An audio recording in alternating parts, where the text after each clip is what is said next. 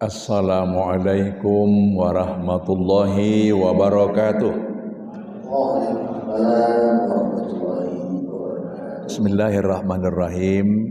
Alhamdulillahirabbil alamin.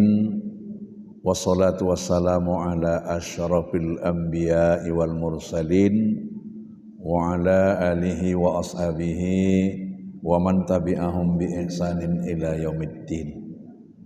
Allahumma anta rabbi la ilaha illa anta khalaqtani wa ana abduka wa ana ala ahdika wa wa'dika mastata'tu a'udzubika min syarri ma sana'tu abu'u laka bi ni'matika alayya wa abu'u bi dzambi faghfirli fa innahu la yaghfiru dzunuba illa anta. Rabbi a'udzubika min hamazati syayatin wa a'udzubika rabbi ayyahdurun. Rabbi adkhilni mudkhala sidqin wa akhrijni mukhraja sidqin waj'al li min ladunka sultanan nasira. Rabbana atina min ladunka rahmatan wa hayyi' lana min amrina rasyada. Inna fatahna laka fatham mubina. Rabbi syrah li sadri wa yassir li amri wahlul 'uqdatam min lisani yafqahu qawli. Amma ba'du.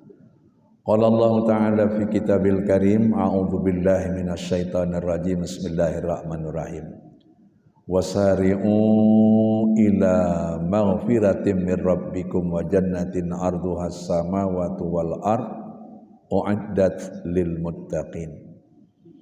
Alladzina yunfiquna fis sarra'i wad dharra'i wal kadhiminal ghaidha wal 'afina 'anil nas wallahu yuhibbul muhsinin.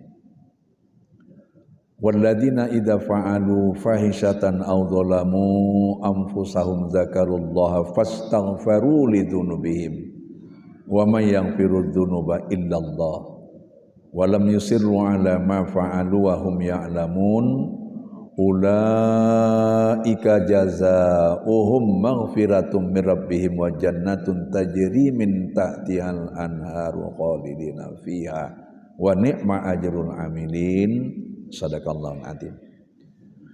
Dan bersegeralah kamu mencari ampunan dari Allah Tuhanmu dan mengerjakan amal ibadah untuk mendapatkan surga yang lebih luas dari langit dan bumi.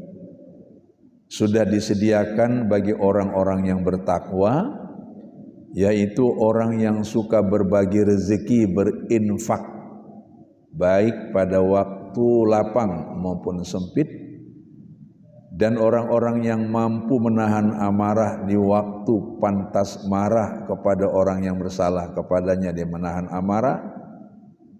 Dan Allah mencintai orang-orang yang berbuat baik, yaitu mereka yang apabila melakukan perbuatan fahsya atau zolim kepada diri sendiri, dia segera mengingat Allah, istighfar, fastaghfiru lidzunubihim, untuk memohonkan ampunan Allah dari dosa-dosanya. Siapa yang akan mengampuni dosa selain daripada Allah? Dan mereka tidak meneruskan perbuatan yang salah itu sedangkan mereka sudah mengetahui. Balasan kepada orang yang berdosa tapi minta ampun kepada Allah dan Allah ampuni, mereka itu mendapatkan ampunan Allah serta surga-surga yang mengalir di bawahnya sungai-sungai, mereka kekal di dalamnya. Dan itulah sebaik-baik pahala balasan kepada orang yang beramal. Surah Ali Imran ayat 133, 134, 135, 136. Dalam riwayat Bapak dan Ibu, ketika ayat 133 sampai 136 ini dinuzulkan, iblis dan setan menangis, frustasi, menjerit-jerit kayak seperti sangat-sangat duka cita. Lalu anak buah iblis ini kan setan. Setan bertanya, kenapa sampai begitu frustasi dan stres? Iblis maksudnya. Kamu nggak tahu, setan. Orang yang berdosa pun kalau minta ampun kepada Allah, sebanyak buih di laut dosanya, sebanyak pasir di pantai dosanya, Allah ampuni. Lalu kalau mereka semua diampunkan Allah, tidak ada lagi yang berdosa, tidak ada yang masuk neraka. Target kita kan menyesatkan anak Adam untuk dibawa ke neraka, Tan. Oh gitu, Les? Iya, kita punya strategi. Nah itu dia. Apa itu? Begitu mereka mendapatkan ampunan, kita goda lagi. Maka menurut kitab yang membahas soal setan, 10 anggota setan ini disebut dengan keturunannya, itu masing-masing punya tugas. Ada si Zalambur, ada si Khanzab, dan lain-lain. Saya mau ceritakan satu saja. Siapa itu? Yang menggoda orang sholat. Itu setan Al-Khanzab. Siapa namanya, Pak? Al-Khanzab. Mulai dari berwudu dia goda supaya terburu-buru. Sampai ketika sholat juga digoda. Begitulah kerja mereka. Tetapi ampunan Allah lebih luas daripada peluang yang mereka pakai untuk menggoda. Bapak Direktur atau yang mewakili PT Pelindo Group yang hari ini memberikan fasilitas kepada kita baik waktu, tempat maupun sarana sehingga kita bisa beribadah dengan nyaman, khususnya sholat zuhur berjamaah dan melanjutkan dengan tausiah ba'da zuhur bersama saya Buya Kiai Haji Amir bin MS. Demikian juga bapak-bapak dan ibu-ibu, para pejabat struktural, fungsional, pegawai, karyawan, karyawati, terutama BK Masjid yang senantiasa memanage masjid ini sebagai tempat ibadah sehingga kita bisa beribadah dengan khidmat yang kita hormati. Tuan-tuan imam, tuan-tuan Bilal, aktivis kegiatan sakral yang dimuliakan Allah Subhanahu wa taala. Mari kita bersyukur kehadiran Allah Subhanahu wa taala dengan melafazkan kalimat tahmid dan tasyakur. Alhamdulillah wa syukrulillah. Ayo semuanya. Alhamdulillah wa syukrulillah. Hari ini kita sudah memasuki hari ke-19 Ramadan 1447 Hijriah. Bersamaan dengan 9 Maret 2026 Miladiah. Semoga sisa Ramadan yang ada dapat kita isi dengan sebaik-baiknya. Baik qiyamul Ramadan, qiyamul lail, qiyamul lailatul qadar dan sebagainya. Insya Allah.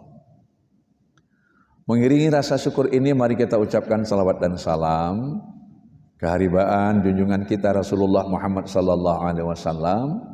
Allahumma salli ala sayyidina Muhammad wa ala ali sayyidina Muhammad.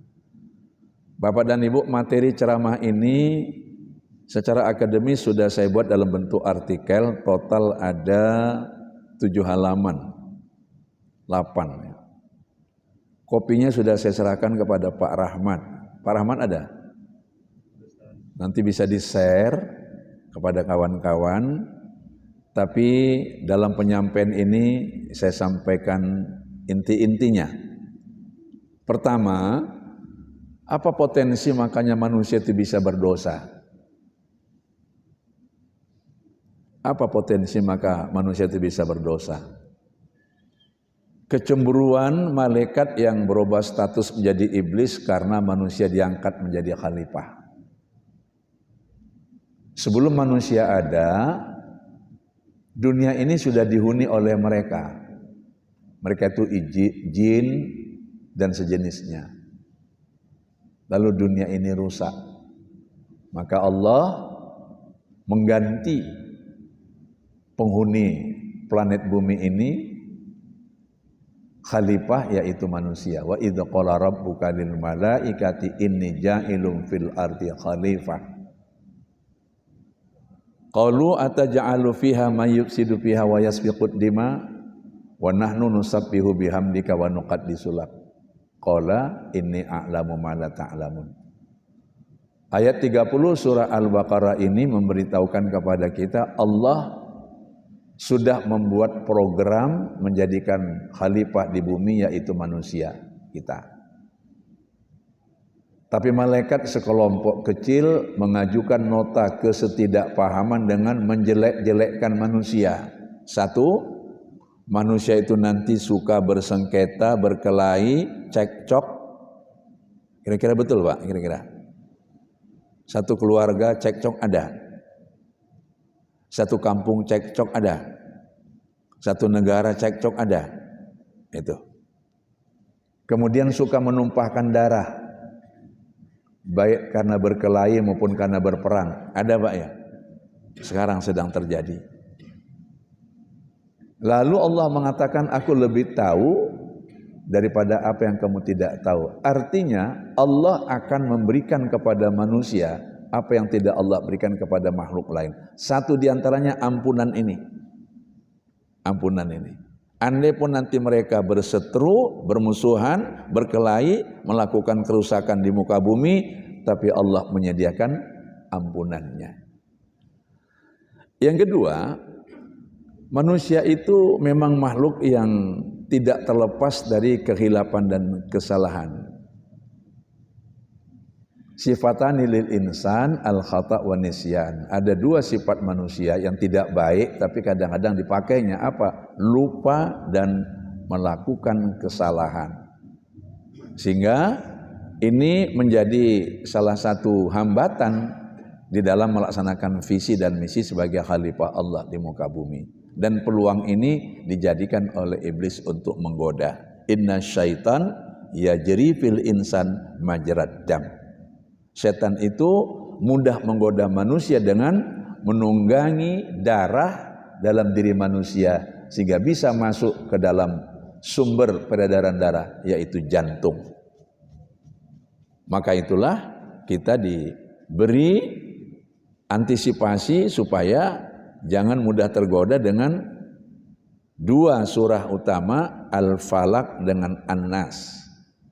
Terutama An-Nas. Qul a'udzu birabbin nas, malikin nas, ilahin nas, min syarril waswasil khannas, alladzi yuwaswisu fi sudurin nas, yang suka membisik-bisikkan di dada, di jantung.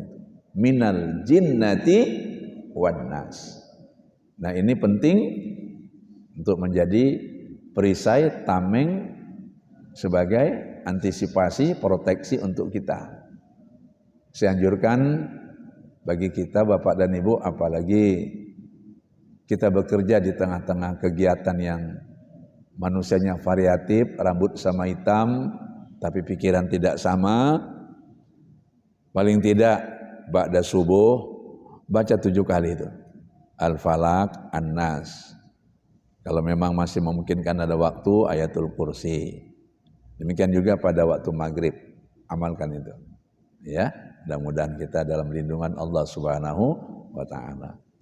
Yang ketiga, pesona dunia yang kadangkala menimbulkan kecintaan manusia yang berlebihan. Sehingga itu juga berpotensi membuat manusia itu khilaf. Zuyyina lin-nasi hubbus syahwati minan nisa wal banin wal qanatiril muqantarati minadz zahabi wal fiddah wal khailil musawwama wal an'am wal harth dzalika mataul hayatid dunya. Jadi Allah menghiasi manusia itu dalam jiwanya dengan rasa cinta yang luar biasa kepada siapa? Wanita atau pasangan hidup. Laki-laki suka perempuan, perempuan suka laki-laki, menikah. Lalu cinta kepada anak. Lalu cinta kepada fasilitas kehidupan. Apa istilahnya itu? Perhiasan hidup itu apa namanya Pak? Aksesoris, mulai dari emas, perak.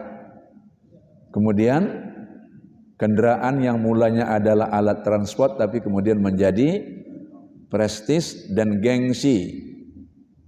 Sawah dadang yang luas, kebun yang lebar. Ya, zalika mataul hayatid dunya. Semua itu hanyalah pesona dunia. Tapi ini juga kadang-kadang tidak luput dari godaan yang dapat membuat manusia bersalah sehingga ini juga jalan bagi setan untuk menggoda. Sehingga kalau Bapak Ibu baca nanti surah Al-A'raf dan di berbagai surah lainnya, setan pernah minta kepada Allah, ya, termasuk di surah Al-Hijr ya, ayat 39 sampai 40 itu. Apa katanya? Ya Allah, kalau kami sudah dikutuk karena tidak mau sujud kepada Adam kemudian akan menjadi penghuni neraka, izinkan kami menggoda manusia dari depan, dari belakang, dari kanan, dari kiri. Nah, dalam ilmu tasawuf makna depan, belakang, kanan, kiri itu diterjemahkan. Dari depan itu apa? Dari muka. Apa Pak? Kedudukan, pangkat, jabatan. Maka kan orang yang punya kedudukan, punya pangkat, punya jabatan kan selalu di depan. Dan dia menggoda dari belakang apa? Di belakangnya apa Pak? Dompet. Isinya apa? Uang. Dia menggoda dengan uang sehingga kadangkala segala macam cara dilakukan, menghalalkan segala macam cara.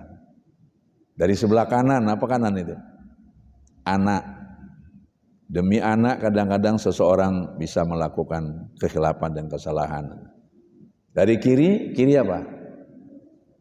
Istri, pasangan hidup. Itu maka pengantin duduk bersanding, laki-laki sebelah kanan, wanita sebelah kiri, ya kan? Ini Oji ya? Iya. Oh, Oji ada kegiatan ya? Oh, ini Oji ini apa? Fokus. Fokus ya? Ya, apa? Wedding organizer ya? Ya. Saya lihat-lihat dari jauh nih kok kayak Oji rupanya, betul ya? Alhamdulillah. Nah, untuk itulah kalau Bapak Ibu menyimak strategi yang dipakai oleh iblis dan setan tadi itu, depan, belakang, kanan, kiri. Coba saya tanya Bapak Ibu, arah mana yang tidak dia sebut?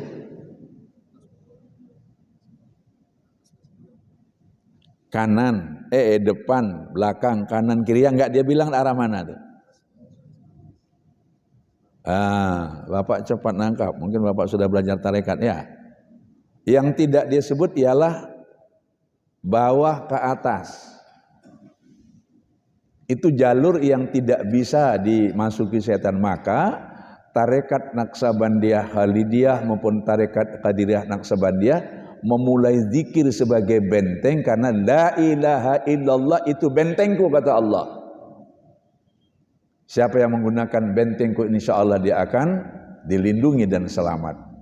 Maka gerakan zikir itu dimulai dari bawah. La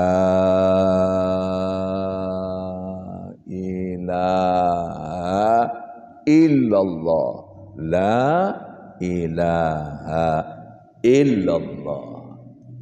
Nih, yang keempat, Bapak dan Ibu, mengapa manusia itu mudah digoda? Karena manusia sesama manusia juga kadang-kadang saling memperdaya, saling berkhianat. Sehingga Rasul mengatakan, ayatul munafiqun salasa. Tanda-tanda orang munafik itu ada 3. Berapa Bu? 3. Apa? Idza haddasa kadzdzaba, kalau ngomong bohong. Ya. Apalagi? Wa idza wa'ada akhlafa, kalau janji mungkir. Wa idza tumina khana, kalau dipercaya berkhianat. Sehingga kadang-kadang bisa manusia dengan manusia juga menimbulkan potensi untuk menyebabkan dosa. Kenapa? Kau tokohi aku, ku tokohi pula kau. Jadi sama-sama jadi penokoh. Begitulah. Lalu Allah sediakan solusi. Apa? Ibadah yang dapat mengampuni dosa, ibadah rutin. Itu untuk menggapai maghfirah.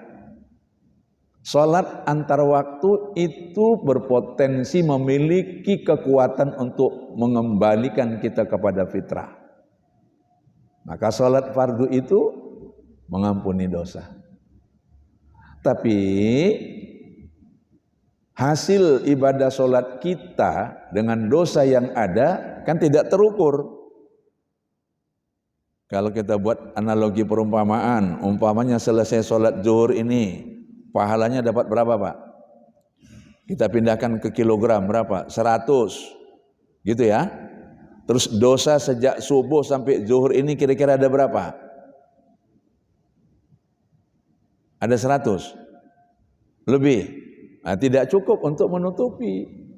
Maka Allah sediakan lagi yang kedua, ibadah rutin tapi sepekan. Salat Jumat itu menghapuskan dosa antar pekan, Jumat ke Jumat. Bahkan dikatakan langkah kita menuju masjid, satu langkah mengampuni dosa, satu langkah menambah pahala.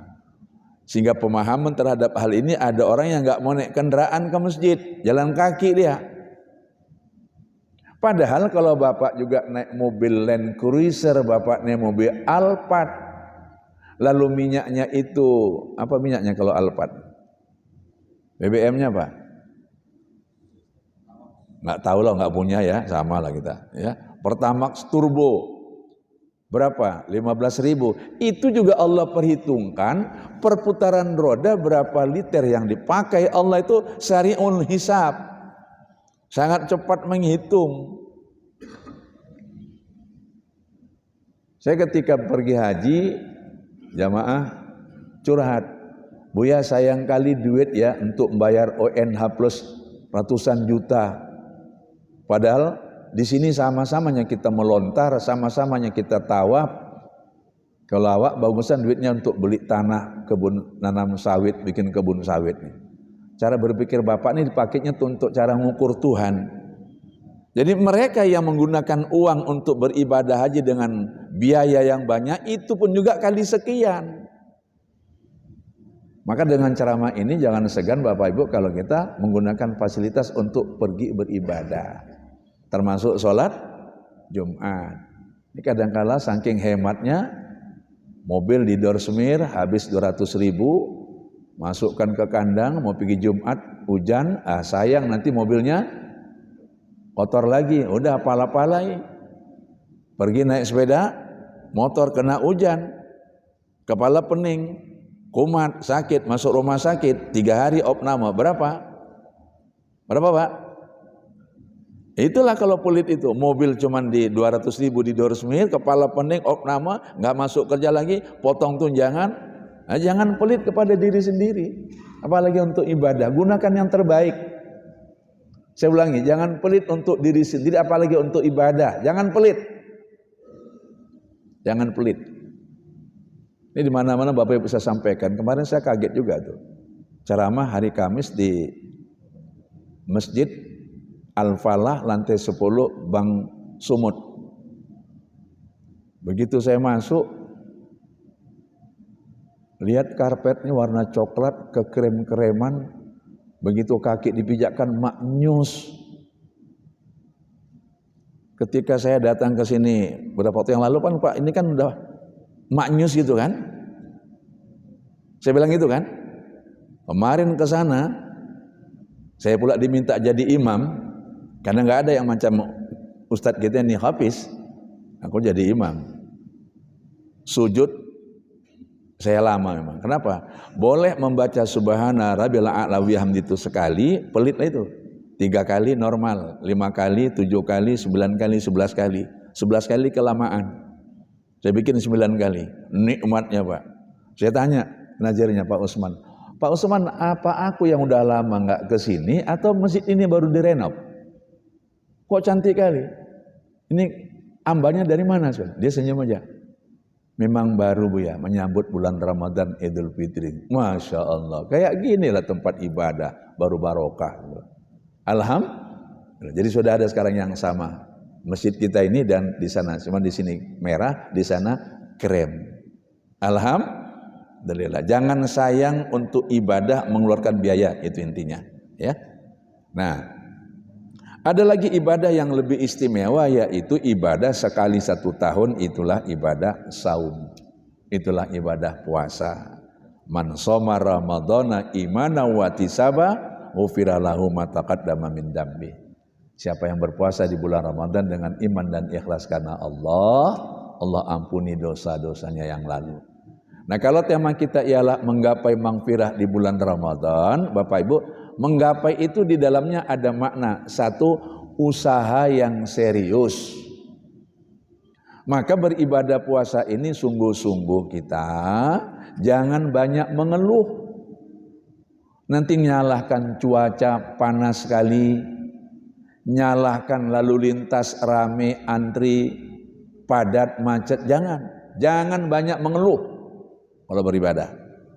Jalani saja, syukuri saja, nikmati. Bisa? Kok nggak ada yang jawab ya? Bisa? Kok cuma 10 orang? Apa ini kalian? Bisa? Ini belawan ini. Belawan. Belawan itu apa, Pak? Lawan, belawan. Kontra kan belawan kan?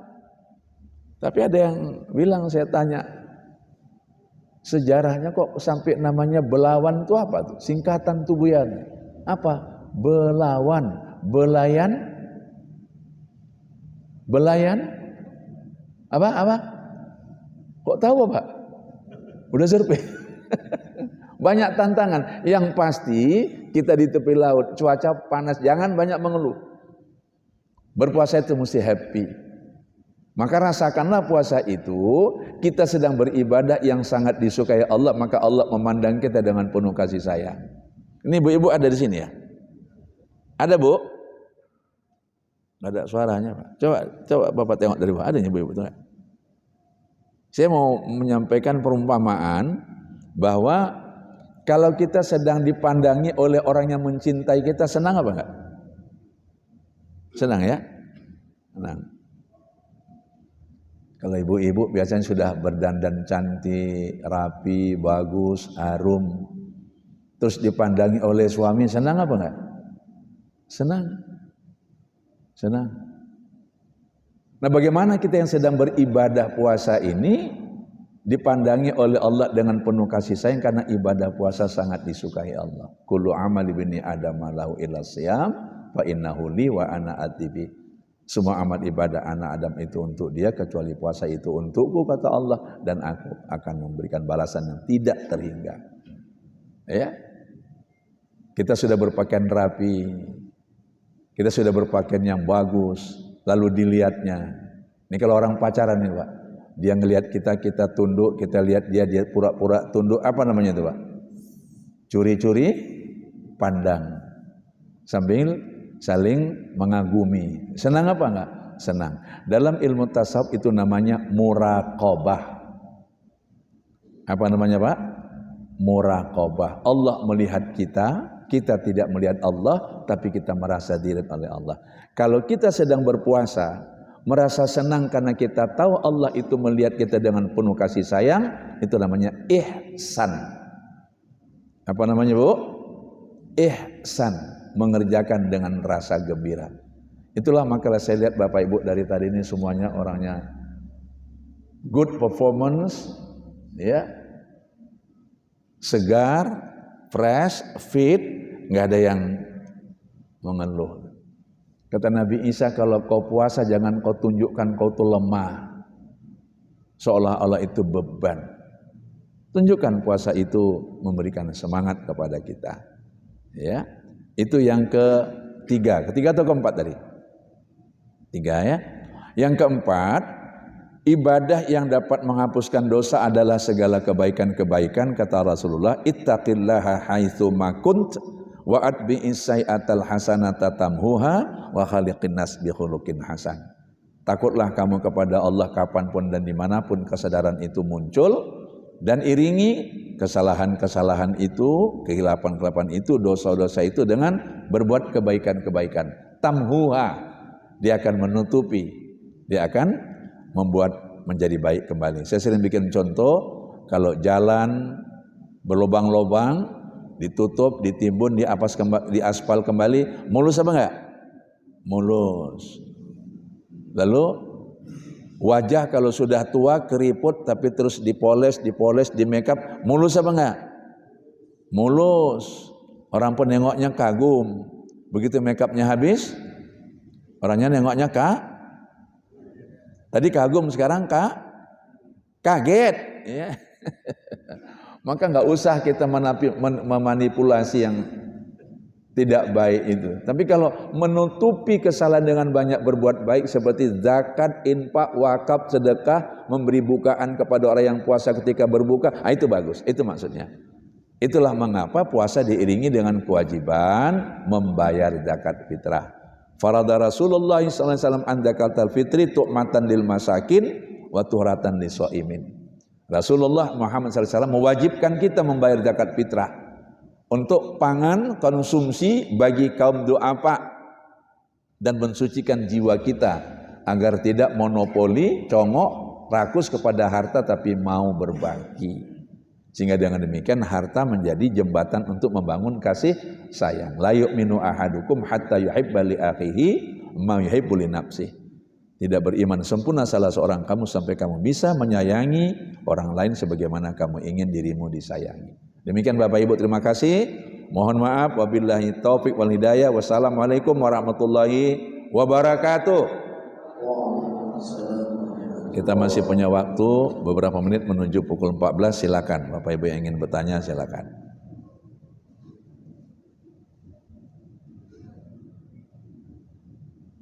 Ada Bapak dan Ibu yang mau disampaikan berupa sharing, silakan.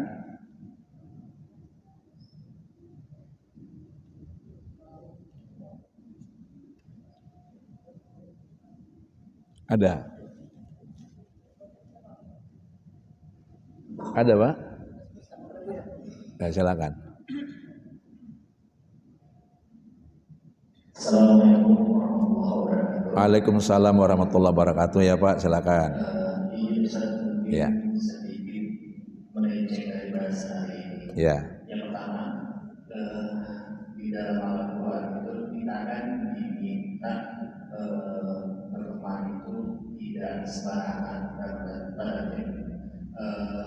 ya sebenarnya ini baik karena ada mengatakan berteman dengan penjual wangi maka kita akan menerima wanginya, tapi jangan berteman dengan prediksi karena kita akan terbawa pasarnya.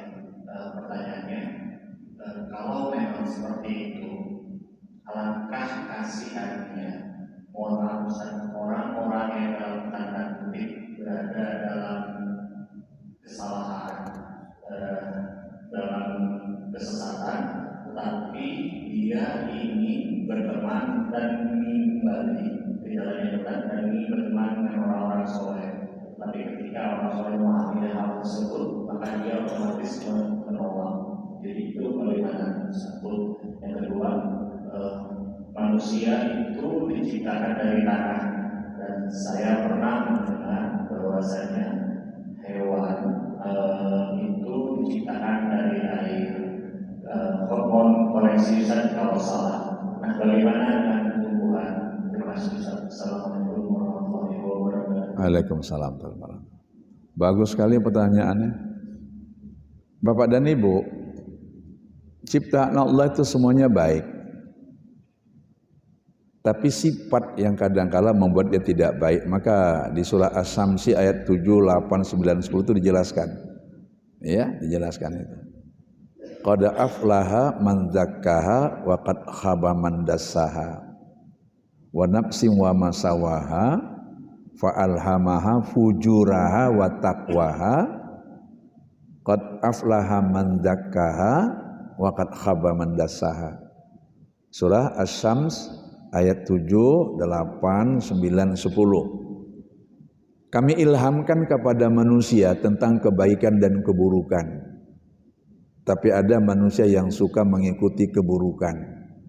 Beruntunglah orang yang mensucikan jiwanya dan mengikuti kebaikan dan meninggalkan keburukan. Nah, ayat ini beririsan, berhubungan dengan surah An-Nahl 125. Ud'u ila sabili rabbika bil hikmati wal mau'izatil hasanati wajadilhum billati hiya ahsan.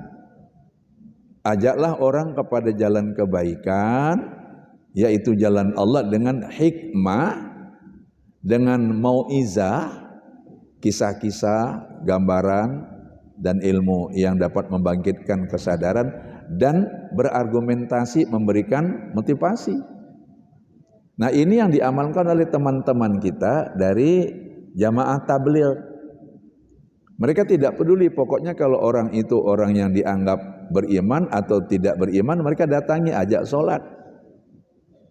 Nanti juga bersentuhan dengan surah Ali Imran ayat 110. Wal takum minkum ummatu yad'una ilal khair wa ya'muruna bil ma'ruf wa yanhauna 'anil munkar wa ulaika humul muflihun.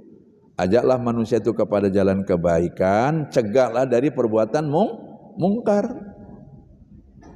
Ya. Mudah-mudahan kamu jadi orang yang beruntung. Masalahnya ialah teknis melakukan itu bagaimana? Kan Bapak nanya itu tadi. Bagaimana kita bisa berdakwah kepada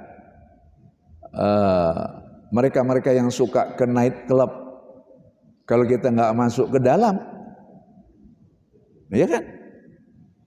Gimana kita berdakwah kepada kelompok perampok kalau kita nggak berkawan dengan mereka?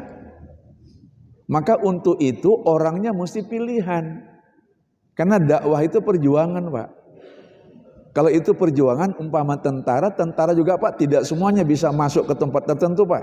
Makanya ada Kopasgat, ada Kopassus, ada apa lagi, Pak? Marinir, ada apa lagi? Pasukan khusus. Jadi kita mengukur kemampuan kita kalau rasa-rasanya kita bergaul dengan orang yang Bapak sebut tadi dalam tanda petik salah dan jahat, kita terpengaruh, nggak usah kita yang turun, ada nanti yang membidangi itu. Maka ada satu kisah seorang ahli tasawuf yang tiap malam pergi ke night club, bawa duit, uangnya pulang habis, lalu beli minuman, diintip oleh tetangganya. Oh, ini ahli ibadah tapi kok tiap malam pergi ke night club itu. Tapi dia bilang sama istrinya, aku pergi sebentar ya. Siapa yang dijumpai? Wanita malam yang menjual diri. Dikasih uang. Udah kamu malam ini tidak usah menjual diri, ini ku kasih uang, pulang aja. Sebanyak uang yang dia kasih itu, sebanyak itulah orang yang malam itu tidak berzina, tidak melakukan maksiat. Lalu dia beri brandy, dia beli minuman, dia beli whisky sekian liter, lalu dia buang ke paret. Sejumlah itu yang tidak diminum oleh orang. Inilah cara berdakwah saya, mengurangi maksiat dengan memberikan kepada orang yang tadinya siogianya berzina tapi tidak, karena sudah dikasih rezeki, penghasilan, kemudian dibelinya minuman supaya berkurang yang dijual. Ini kaitannya dengan tasawuf, Pak. Kata istrinya, kenapa begitu? Itulah kemampuan saya. Pasti orang mencaci. Tapi saya berharap satu ketika perbuatan saya ini diketahui oleh Tuan Raja. Ringkas cerita, meninggal dia di perjalanan itu. Orang melihat, oh ini yang sering ke night club itu. Gak ada orang yang mau melihat, menolong, apalagi mensolatkan. Lewat rombongan raja. Heran, nengok kok banyak orang berkerumun, ada apa ini? Tanya, ini siapa? Oh ini gini-gini, coba buka KTP-nya, kalau sekarang KTP ya. Antar ke rumahnya. Tanya, Bu, ini suami Ibu? Iya. Coba ceritakan suami ini, diceritakan yang tadi itu. Dia keluar malam, tujuannya ini, dan dia pernah bilang, semoga satu ketika kalau aku mati, raja yang mengetahui dan kemudian mensolatkan jenazahku. Oh, rajanya langsung bikin pengumuman. Orang ini sudah berdakwah untuk mencegah kemungkaran dan mengajak kepada kebaikan. Itu satu sisi. Ya. Nah, di sisi lain, kalau kita punya kemampuan mengajak orang ke jalan yang baik, dengan tidak terpengaruh seperti pepatah Melayu, kita kalau memancing ikan, supaya ikannya dapat ditarik ke darat, pancingnya harus kuat. Kita pun harus kuat, jangan pula kita yang ditarik ikan ke laut itu, Pak, kita yang hanyut nanti. Ukur kekuatan kita. Jadi berdakwah itu adalah merupakan perjuangan dan kebaikan serta kewajiban. Makanya ada yang menganggap fardu ain, ada yang mengatakan fardu kifayah. Teman-teman kita dari kelompok Jamaah Tabligh tahu kan? Mereka menganggap dakwah ini fardu ain, maka mereka lakukan. Waktu itu bagi mereka harus dizakati. Sebulan 30 hari, keluarkan 3 hari untuk berdakwah. Itulah mereka. Nah, saya pribadi ingin menyampaikan kepada Bapak solusi bahwa kalau kita punya teman yang jahat, lalu kita jauhi, itu namanya kita pasif. Tapi kalau kita bisa mempengaruhi untuk yang kebaik, karena kita mampu, itu namanya kita aktif. Kita pindahkan ke ilmu tentara, ada ofensif, ada defensif. Bapak pilih yang mana? Menjauh atau mendekat? Ukur kekuatan. Ukur kekuatan. Tapi Rasulullah memberitahukan kepada kita, man ra'a minkumul munkara falyughayyir biyadihi, fa illam yastati fa bilisanihi, fa illam yastati fa biqalbi wa huwa adaful iman. Kalau kamu melihat kemungkaran, ketemu dengan orang yang tidak baik, maka ajaklah dia kepada kebaikan dengan kekuasaanmu. Kalau enggak bisa, dengan nasihatmu. Kalau enggak bisa, jauhi dia dan berdoalah. Tapi itulah yang selemah-lemah iman. Gitu Pak ya. Nah, yang kedua tadi apa? Manusia diciptakan dari tanah. Saya pernah mendengar kalau hewan itu diciptakan dari air. Kalau salah, mohon disebut. Nah, bagaimana dengan tumbuhan? Ya. Secara fisik materi manusia memang diciptakan dari tanah. Cuman bukan tanah yang di sini, Pak. Ketika itu kan Allah menciptakan manusia, khususnya Adam kan di sorga. Tanah dari 7 jenis macam tanah. Itu mungkin menggambarkan elemen-elemen jasmani kita yang sekarang ini kalau di kedokteran disebut darah, air, lemak, apa lagi Pak? Kulit, tulang, apa lagi? Saya nggak hafal itu yang 7 itu. 7 itu. Jadi itu menjadi kerangka badan kita, disebut dengan tanah. Kalau kita ini sekarang anak cucu Adam, saripati tanah. Lalu benarkah hewan itu diciptakan dari air, kemudian tumbuhan dari angin? Bisa saja. Bisa saja seperti itu. Cuman yang mau saya tegaskan karena ada baunya dengan ilmu tasawuf ialah kalau manusia punya roh. Kalau hewan tidak punya roh. Maka itu hewan tidak dimintai pertanggungjawaban. Artinya level mereka rendah. Tapi punya nyawa. Kalau tumbuhan tidak punya nyawa, punya hayat, punya kehidupan, hayati. Kalau tanah, air, api, udara juga punya potensi kehidupan, bahkan punya potensi menghidupkan. Menghidupkan. Kita buktikan. Butir kacang tanah, kalau ditaruh di atas semen, tumbuh apa enggak? Ya enggak lah. Kalau taruh di tanah, tumbuh. Berarti tanah punya kemampuan menghidupkan atas izin Allah. Demikian juga air, memberi kehidupan. Demikian juga angin, bisa memberikan kehidupan. Bunga korma, jantan betina, itu mesti silang, kawin dia. Baru jadi buah. Itu kerjaan siapa? Kerjaan angin. Nah, hal-hal yang spesifik tentang penciptaan spesies, jenis flora fauna, itu bisa kita pelajari sedemikian rupa. Tapi kalau Bapak nanya apakah benar hewan itu diciptakan dari apa tadi Pak? Air? Ya Pak? Ya salah satu diantaranya ialah kecebong. Apa? Jentik-jentik. Apa? Ikan. Termasuk ikan bado. Ikan bado tahu? Gabus. Coba Bapak bikin nanti kolam. Nggak usah ada apa-apa, tiba-tiba nanti akan ada ikan di situ. Memang tercipta dari air, yang tentu berkolaborasi, bercampur dengan lumpur dan sebagainya. Substansinya ialah semua makhluk ciptaan Allah, yang paling mulia adalah manusia karena manusia punya roh, roh itu ciptaan Allah, dipinjamkan kepada kita sementara. Kalau roh itu diambil kembali, kita enggak manusia lagi namanya. Apa namanya, Pak? Mayat. Maka itu saya tambah sedikit dengan canda, ayam dengan manusia kalau mati muliaan mana, Pak? Ayam dengan manusia kalau mati muliaan mana? Lebih mulia mana? Itu yang dijual-jual itu semuanya itu ayam hidup atau ayam mati? Ayam mati. Ada ayam goreng, ada ayam penyet, ada ayam apa lagi? Ayam paco apa lagi? Apa lagi? Kalau di Aceh ada ayam yang pakai bumbu apa namanya itu? Ayam tangkap. Ya, udah mati pun ayam tangkap. Maka berkatalah anak ayam, apa? Manusia tuh ketika hidup titelnya banyak, ada yang doktorandus, SE segala macam. Tapi kalau udah mati cuma satu semuanya, apa? Almarhum, almarhumah. Kita kok udah mati baru dikasih gelar ya, Mak. Kawan mama yang sana ayam penyet, yang sini ayam geprek, yang sana ayam. Ini canda, Pak, di penghujung waktu supaya tidak terlalu stres.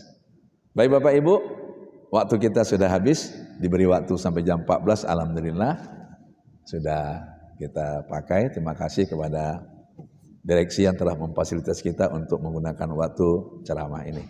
A'udzubillahi minasyaitonirrajim. Bismillahirrahmanirrahim. Alhamdulillahirabbil alamin wassalatu wassalamu ala asyrafil anbiya'i mursalin wa ala alihi washabbihi ajmain. Allahumma ighfir lana dzunubana wa liwalidina warhamhum kama rabbawna shighara wa li jami'il mu'minina wal mu'minat wal muslimin wal muslimat al ahya'i minhum wal amwat bi rahmatika ya arhamar rahimin. Saya mohon keikhlasan mengaminkan doa ini untuk istri saya. Allahumma ighfir laha khususan li ummina Hajah Siti Supiati binti Haji Bang Suwarno istriku. Allahumma ighfir laha warhamha wa'afiha wa'fu anha wa akrim nuzulaha wa wasi' madkhalaha wa dakhilhal jannah wa dakhilhal jannah wa dakhilhal jannata maswaha bi rahmatika ya arhamar rahimin. Allahumma ja'al qabraha rawdatan min riyadil jannah wa la taj'al qabraha hufratan min hufarin nira. Allahumma rabbana zidna ilma warzuqna fahma wa amalan salihah bibarakati wa bihikmati hadihi ta'lim. Allahumma rabbana anzilir rahmata wal barakah was sehata wal afiyah wat taufiqa wal hidayah alaina jami'a bibarakati syahri siyami ramadan wa bibarakati syami ramadan. Allahumma rabbana anzilir rahmata wal barakah fi tijaratina ada PT Pelindo Group birahmatika ya arhamar rahimin. Allahumma ja'al jam'ana hadza jam'an marhuma wa tafarruqana min ba'dihi tafarruqan ma'suma. Rabbana atina fid dunya hasanah wa fil akhirati hasanatan wa qina adzabannar.